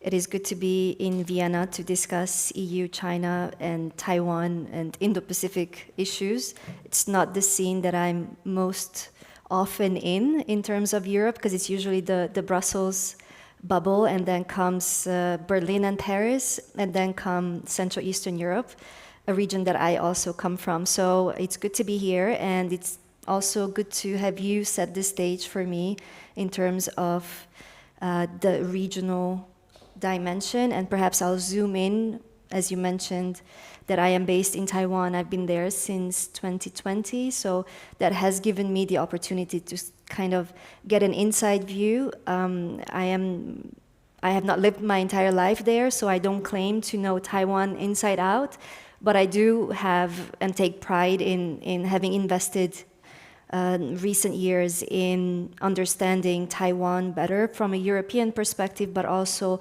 perhaps trying to get a better idea of China through a Taiwan lens. I think that's also very valuable. And I think as I work on EU-Taiwan relations, I think the nuance often is missing from the debates we have. So I'll try to bring a little bit of a nuance also to the discussion. So what I would like to do is to look at Taiwan's role and geostrategic relevance in the Indo-Pacific through perhaps the outcome of the elections that Taiwan had in January, and look at the implications, then transition to EU-Taiwan relations in the larger context, and then zoom out and link a little bit to what Gudrun already laid out. But before I do that, I think it's also interesting to kind of dwell a little bit on the question that you framed in this panel, whether the EU is a facilitator or a spectator. And as nothing is black and white in life, I think I will not choose either or. But the way I would address that question is to say that Europe is adjusting, and I'm using that word very deliberately because I do not want to say that Europe is reacting only, because I think we're doing more than just reacting. I think we are adjusting to a new reality in the Indo-Pacific, also a new geopolitical landscape, and that means addressing economic vulnerabilities and looking for partners and in the Indo-Pacific. And obviously that already helps me to bring Taiwan into the picture, but it's not only Europe that is adjusting. Taiwan is adjusting to a changing China, and also the entire region is adjusting to a changing China. So what does this mean for Europe is to align our trade policy with national security interests. This was already laid out also in the previous panel. That's essentially economic security. So linking this is what we're doing. Now, whether this works in reality, that's the next question to ask. But I think that's a clear ambition that we have. And I think our approach to the Indo-Pacific has an assertive, according to many, it's more an aggressive China, but also Taiwan as a partner. So that you see the kind of contrast we have in the European perception. I think, you might agree with me on this, I hope, that this is sort of the emerging perception of Taiwan. And so we are transitioning, I think, from being more passive to being more active. I'm very mindful what this is in the narrative and how this plays out in reality, because there is this dilemma of ambition versus reality, and also a dilemma of perception versus self-perception. Because I think in light of what we've seen happen in the past 3-4 years, or perhaps a little more, and also when we ask the question of what is the EU, what does the EU think of itself, and what is the EU seen as being more a spectator or a facilitator. And I think a lot of what the EU has articulated in its narrative is, a lot of it is based on self-perception, being a geopolitical power, and being a normative power. No, I don't mean to undermine or sort of discredit the substance that there is a normative power attraction that the EU has, but I think the self-perceptions play an interesting role in how we look at Europe. And again, that allows me, that distance that I have from Europe now, being in Taiwan, I say this based on my discussions with not just with Taiwanese counterparts, but also because I have more access and direct access to the region, Southeast Asia. So Europe is elevating its commitment to the region, and also it's elevated itself to the geopolitical actor role. Again, that's the self-perception. But again, I think we can talk about self-perception also in the case of Taiwan, and how that self-perception has changed in light of Taiwan's profile globally, how it has increased in the past, again, 3-4 years, more with COVID, and how Taiwan managed the pandemic, and also Taiwan's participation and proactive participation in the relief effort for Ukrainian refugees, and also aligning itself with international sanctions, European sanctions on Russia. So the dilemma of ambition versus reality is there, and Europe is positioning itself in the region as a global actor that is capable and willing to both. I have questions about both, but that is the ambition. And then when we look at the reality, of course, we have the reality of a fragmented Europe, a divided Europe that does not align, and member states not align on China. Perhaps we have a more united Europe in light of the united approach we had to respond to the Russian aggression, but that does not translate into a united approach on China, clearly. So just to add another layer to Facilitator or Spectator, I came across HRVP Borrell's speech that he gave in 2023 in Singapore at the Shangri-La Dialogue, when he said that Europe is a smart enabler, quote unquote, or at least, again, that's the ambition, investing in shared security in Europe and in the Indo-Pacific. So much on, I guess we can sit here and dissect all these terms, but I think it's useful to shed light on the dimensions. And so to transition now to Taiwan in this context, and perhaps as I mentioned, I start with the elections that happened and how I observed the importance of those elections. And I think one of the outcomes, directly obvious outcome, was that there were no big surprises, no big winners, no big losers. And I think democracy was definitely a winner, or is definitely a winner in Taiwan's elections, because we see with every election Taiwan's democratic institutions, culture, perceptions strengthen, and that is always a problem for Beijing. The DPP, the party that has been in power for the past 8 years, will continue for the next term under Lai Ching-te. And this is the party that Beijing has refused to have dialogue with for the past 8 years. So that's what we will be dealing with. And I also think that the victory of Lai Ching-te in itself doesn't raise the risk of war. I believe that it is the process, it is this strengthening Taiwanese identity. On top of that, a strengthening profile for Taiwan globally is what is a problem, and would be a problem even if not a DPP president would have won, but a KMT or perhaps a TPP president. So just mindful of time, I think I'll just go quickly through what we can expect from Lai. I think he ran as a candidate of continuity. I think he will be a president rather of continuity. And he's put forward different priorities in particular, to build up Taiwan's deterrence, economic security. Again, I think all of this is very much in line with Taiwan's partners and friends around the world that think alike, trying to describe or to avoid the like-minded term without using it, but I still have to say that on a lot of things we do think alike, obviously, in this sense. So number 3 is to form partnerships, and number 4 is to have steady and principled cross-strait leadership. And so what can we expect from Beijing? I think it's also continuity, in the sense of no compromise on Taiwan, no dialogue, and definitely not in the near term, and no de-escalation, really. I think the pressure campaign that really intensified the months, weeks, days before the elections in terms of cyber attacks. According to Taiwanese official numbers, there were 20 to 40 million cyber attacks a month. On a normal month, that's usually 10 to 15 million. So that's just to use some figures. And I think, again, perceptions versus self-perception in the case, or in the cross-strait context.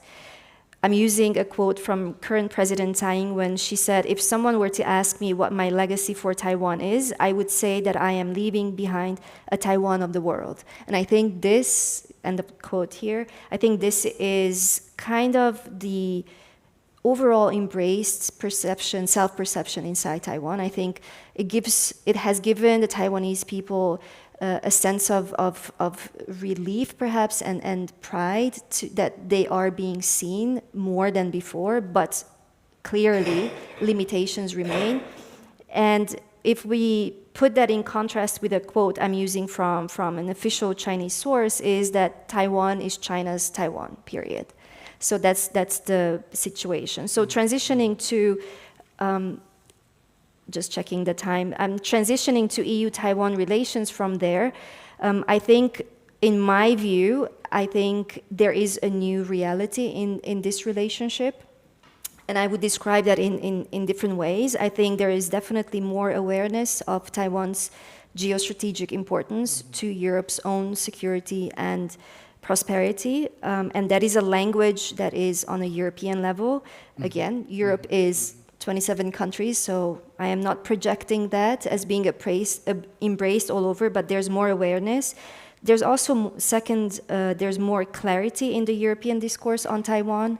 There's more assertive language and more pushback. And these three, I guess, go hand in hand in the sense that I feel that there are clear boundaries to where we are with China and where we are with Taiwan, as far as I'm concerned, right? In the sense that the EU has a clear, well, I say clear, but perhaps the problem has been that it hasn't been so clear in the past. I think now we are entering a stage where there's more clarity about the fact that the EU recognizes the PRC as the sole legal government of China, and we have diplomatic relations with the PRC. We do not with Taiwan, but we have the right to cooperate with Taiwan as a partner. Taiwan is an economy that, not to mention, responsible for producing 92% of advanced semiconductors. The other 8% come from Korea, so that's 100% of advanced semiconductors that the world depends on. And China also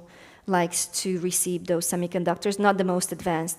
So we do, I think, we have shifted into seeing Taiwan through a security lens as well, so that it's not only Taiwanese democracy that matters from the perspective of values and norms and normative power in the sense, but it's also very much an issue that touches directly on our national or European interests. And this is not a new situation, but a new awareness. This is what I mean. So Taiwan in its region, I think, and I think I should be coming to an end here, but just to finish on a regional point here, that as much as we look at Taiwan from a European perspective, I think this is a two-way street. Yeah.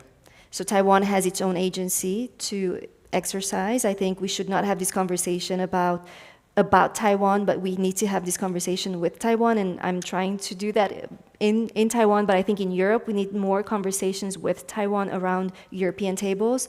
And I think that Taiwan is also reciprocating, capitalizing on that, not just vis-a-vis Europe, but also countries in the region. And that is Japan, sharing similar concerns, but also ASEAN is a very important partner. Since 2016, Taiwan has a new southbound policy that looks at Southeast Asian countries +6 in the region, including Australia, New Zealand. And in that context, again, for those countries, seeing growing tension in the region, Taiwan's importance has increased, given that, and I'm looking at figures here because according to the 2023 figures, there are about 250,000 Indonesian people living in Taiwan, about the same number of Vietnamese people, 152 Filipinos, and about 68,000 Thai, and that together is about 700,000 people. Yeah. So their security is obviously one of concern. Yeah. And so ASEAN remains an important, and also ASEAN is Taiwan's second largest export market for Taiwan. Thank you. I think I'll stop there, but I'm happy to take questions and also comments. Excellent. Thank you so much, Shusha, especially also not for only presenting the implications that the elections in the Republic of China, Taiwan in January have on the cross-strait relations, but also the potentials that we have for Europe, and that it is indeed a two-way road. Before we go to questions and answers from the audience, I also have two very quick, very short questions to our speakers from my perspective. First, Gudrun Wacker, against the background that you have said at the very beginning that the EU is late in the game, is relatively disengaged in security issues in East Asia. Hearing, however, also Shuja's perspectives that from China we cannot see any means of de-escalating the cross-strait relations. Do you think that there might be any game changes for the EU to become more active in the future in East Asian security? If so, what would those be? I think the best we can do is to strengthen our own defense capabilities and share a bigger part of the burden of the United States in the European theater. I'm not seeing that European countries will send, fleets or air forces in a substantial way to East Asia. Might be a bit different in the Western Indian Ocean, where the EU also has a project. But our focus in the region, when we talk about security issues, has always been more the non-traditional security issues, capacity building in these areas, coast guards, illegal fishery, piracy, stuff like that. And the US has its alliance system in place.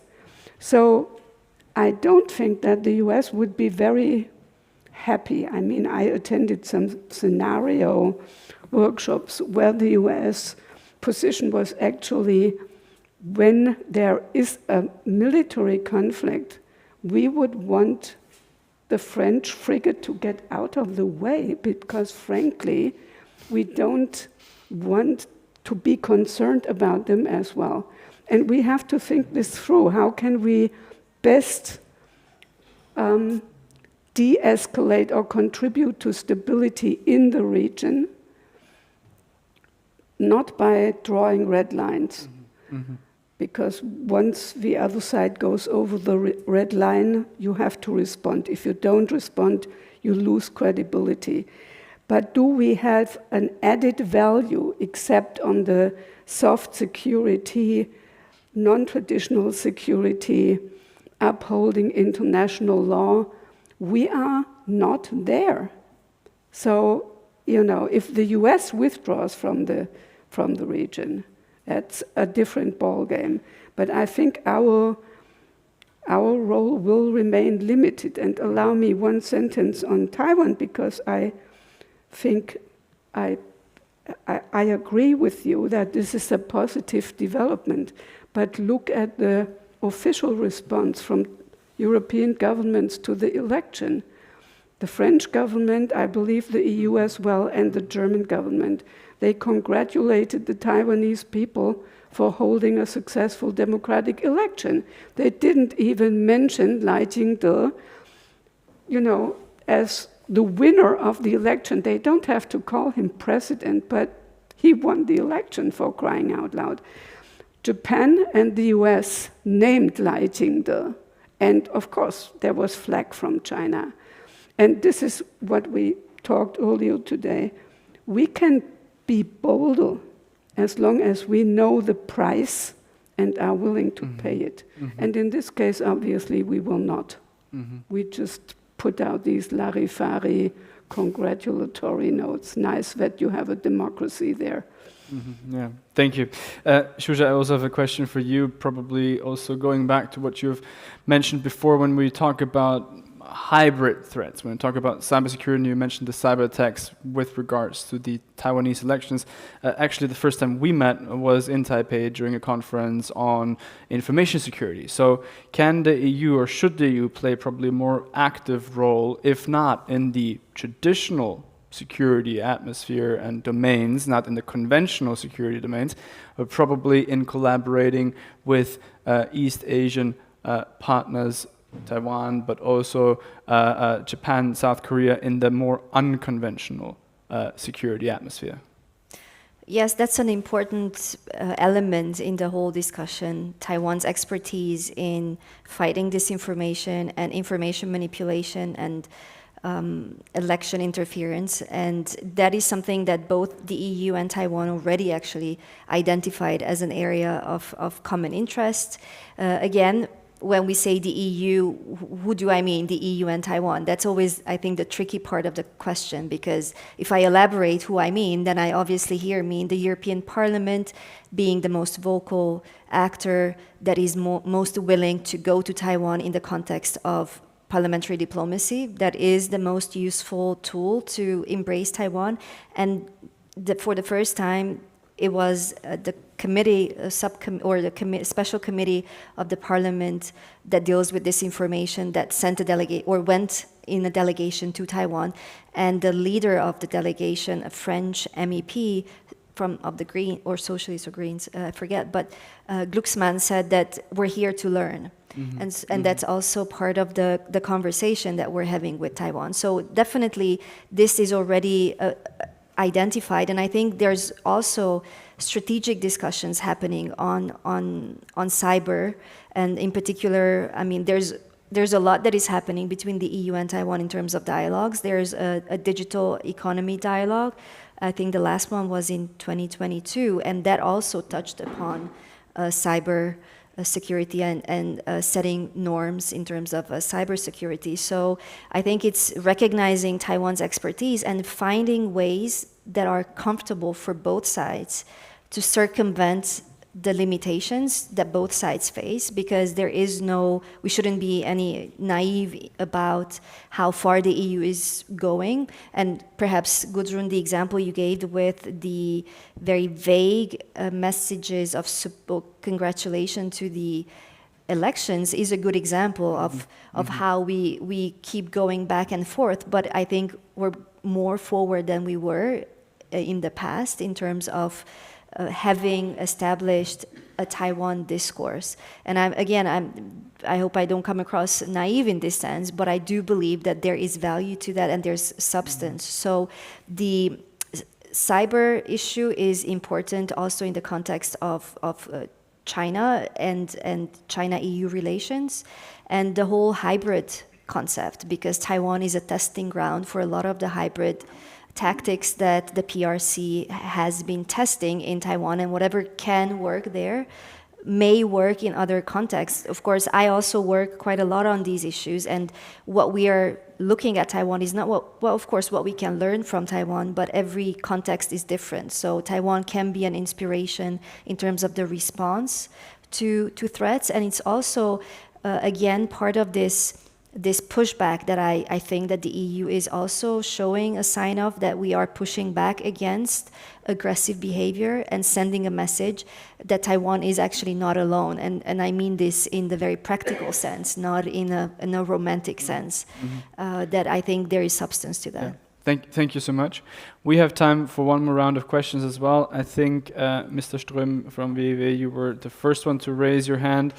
Please, again, introduce yourself quickly and a very precise, short question, then we can allow it for more than one or two. Thank you. Well, thank you very much. I think this thing works perfect. So thank you very much. Very interesting presentations and discussions. I think the Taiwan issue fascinates me extremely. So, which is why I will ask Professor Ferenczi a question. If you look at the presidential elections, I mean, there was a three-party, basically, runoff for the elections. We had the Taiwanese People Party, right, the Democratic Progressive Party, and then the Kuomintang.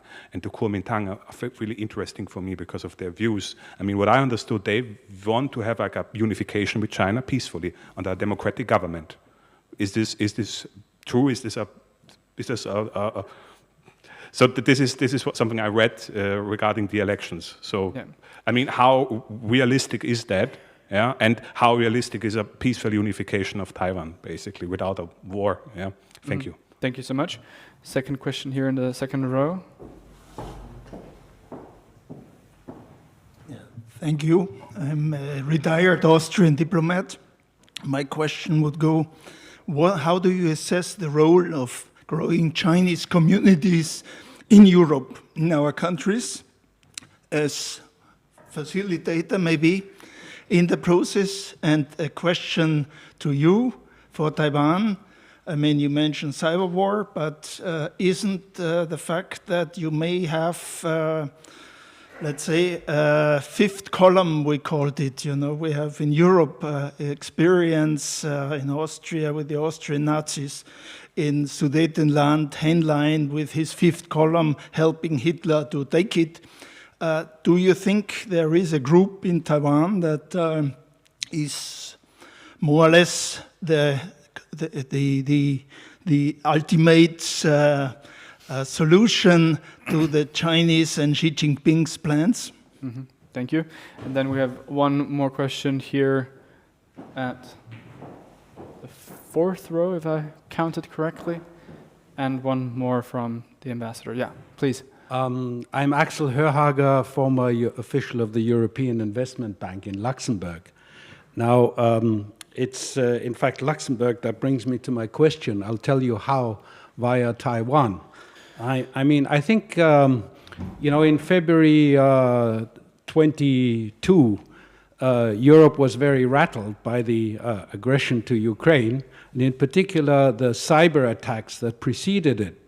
And one of the key cyber attacks by Russia was to knock out the Ukrainian military communication system on the satellites by identifying the channels. And Europe wouldn't have really noticed, except that they also knocked out half the wind farms in the North Sea. So people did notice and did identify. Taiwan, I think, had a similar experience when China severed 2 underwater cables, telecom cables, and said, hell, you know, we are going to be dependent for our security service, for fire, police, everything, on satellites.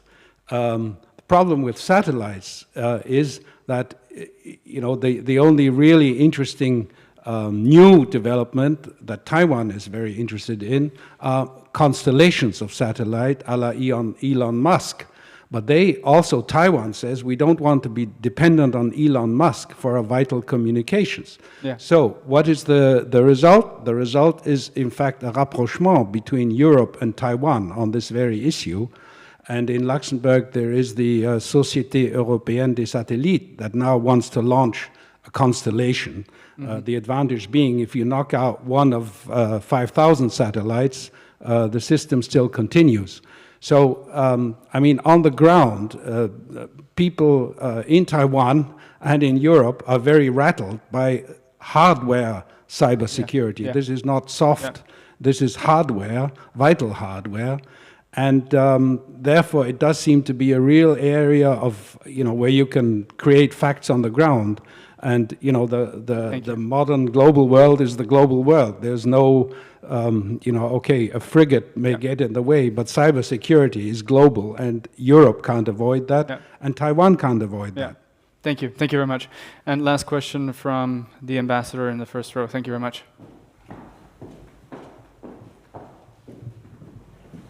Thank you very much.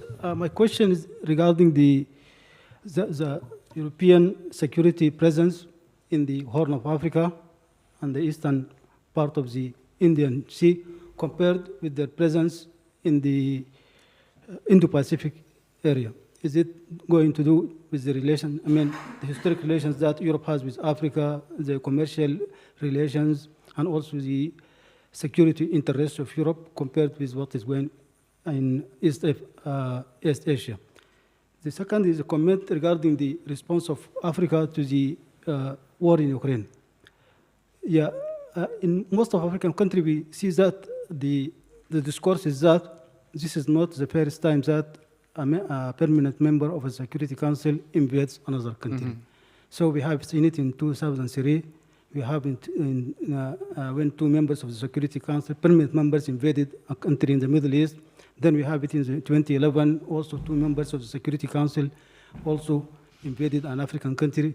And so for them, or for most of the people in Africa, they see that it is not a matter of international law per se, in the sense that international law is not always respected. So when it is, when international law is violated by some country, there is a lot of uproar. When it is invaded by another country, it is silence. Yeah. So this is a challenge for us. So this is why people in Africa have a different perspective on the war in Ukraine. Yeah. Thank you. Thank you so much. I know we have had a lot of various questions, different perspectives, all of them certainly equally interesting to touch upon at length. Maybe we need another evening for that. However, I'd like also to give our two speakers the chance to respond to some of the questions that were raised. Shuja, I'd like to start with you this time. Thank you. So a lot of questions and all good questions. I think the question that you raised, I think it also sheds light on a lot of misconceptions we have about Taiwan and Taiwanese identity and Taiwan as a society. And if I may say, and you kind of put your finger on it, but one of the misconceptions is that the KMT is pro-China and the DPP is pro-independence. There's a lot of different views inside Taiwan. It's not with or without China. You can be Taiwanese and feel Chinese at the same time, or you can be fully Taiwanese in itself. I take the liberty again to speak about this as a European, but it's again based on my perceptions. So I think there is the one overarching kind of agreement or consensus in society that democracy matters and free elections is what matters most, whether you are blue or green or white. So the debates, there have been a lot of very colorful debates and also difficult ones, but I think this overarching democracy element and also the existential threat that is kind of felt throughout Taiwan is something that I did observe. And on the question of whether there is some internal force or actor inside Taiwan among the Taiwanese who would want to push for unification with China, if that's the question, I think that was it. As it goes back to the previous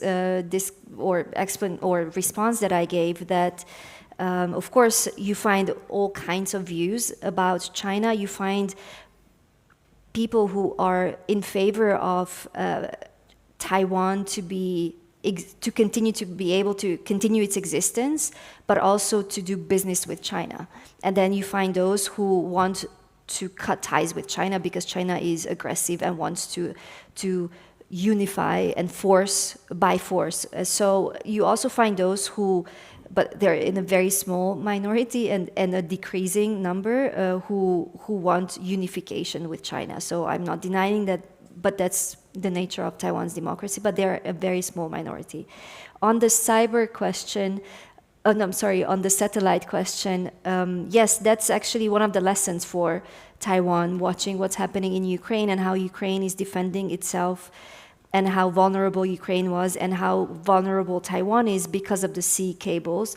And those are also the sea cables that link Taiwan to Japan and to the US, and they're all very vulnerable. So the investing in satellite is what is on the government's agenda, and I think this is thought through as a public-private enterprise so that it is not in the government's hand, but it's driven. And actually, that's also a good example of how a lot of what is happening in Taiwan is very much bottom-up. It's not a top-down approach, and that's another good way of describing how the PRC's top-down, opaque MO, or modus operandi, is very much in contrast with this bottom-up, not perfect, because Taiwan is not a perfect democracy, but it is really another good way of illustrating the contrast. So it's a good question, and I am in touch actually with the Luxembourg office in Taipei, so we can continue the conversation maybe. Thank you very much, Shuja. Gudrun Wacker, you have the last word. Thank you for responding. I also want to start with the satellites, because the solution for Ukraine, Elon Musk is no solution for Taiwan because of Elon Musk's business relations with China. So it's as simple as that. And the question you raised about the Kuomintang is competing in a democratic system. If they want to be elected, they cannot step out and say, we are for unification. because we always talk about how divided the Taiwanese society is, but there is actually a more than 90% consensus that under the present circumstances, no unification, full stop. Yes, if China democratizes over the next decade, or Xi Jinping has a freak accident. Democratic China, basically. Well, there is no alternative to that. There might be some diehard, Lian Chen and the likes, who think unification as soon as possible, but that's probably 0.3% of the population, and the PFP, if it still exists, I don't believe it does. So it's just, if you want to be elected, you need to stay in a certain spectrum. And when Ma Ying-jeou even raised the issue of a peace negotiation with China when he competed for his second term, he was immediately shot down and he had to take it back. Mm-hmm. Even that, not even unification. Okay, final thing was the Chinese communities. This can fill an evening. I don't know if Chinese communities are growing in European member states. I think we have a real problem if we start to discriminate against every Chinese and put him under the suspicion that he's part of some united front effort of the Chinese. And if you look at the literature that has been published on Chinese influence efforts, not only here but also in Australia, there are several books. The question is always, how do you measure the success of these operations? Do they really sway politicians? There are some obvious examples of politicians that have been bought. So I wouldn't be too concerned about Chinese communities as such, but we have to become more critical and look at, for example, our research cooperation and stuff like that. What is the background of academic institutions in China? I think this ASPI tracker, this was an interactive database. It's now outdated, right? This is what we need. We need to map better what is going on with Chinese organizations. Where are they active? What is the background? Which research institutions are reliable in a world where Xi Jinping says the fusion of the military and the civil sector is fundamental for China. Yeah. Thank you very much. Thank you, the audience, dear participants, for bearing with us, for your excellent questions, and for engaging into this discussion. I would like to thank also and seize the opportunity to IPLI, to Chairman Ambassador Da Cruz, to Timothy Reno for enabling also this collaborative event. Of course, also to our team at the AIS, who in the background have quite restlessly worked to enable this conference today. We will certainly continue to touch upon the various issues and topics that we discussed this evening, especially vis-a-vis also some of the aspects that you mentioned in the discussion. The relevance is certainly there, and just to give you a small spoiler and heads up, we're currently working on finalizing our chapter in the ET&C report and the European Think Tank Network on China's annual report, which will focus on de-risking. It will be released in the next couple of months, so this is certainly one thing in our whole realm of EU-China and East Asian topics that we are going to focus on and publish in the near future.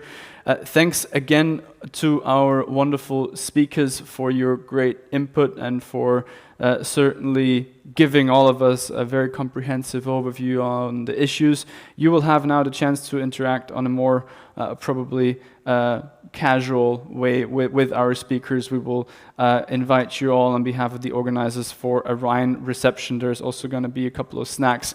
So please feel warmly invited, enjoy the evening, and thank you again for coming and attending. Thank you very much.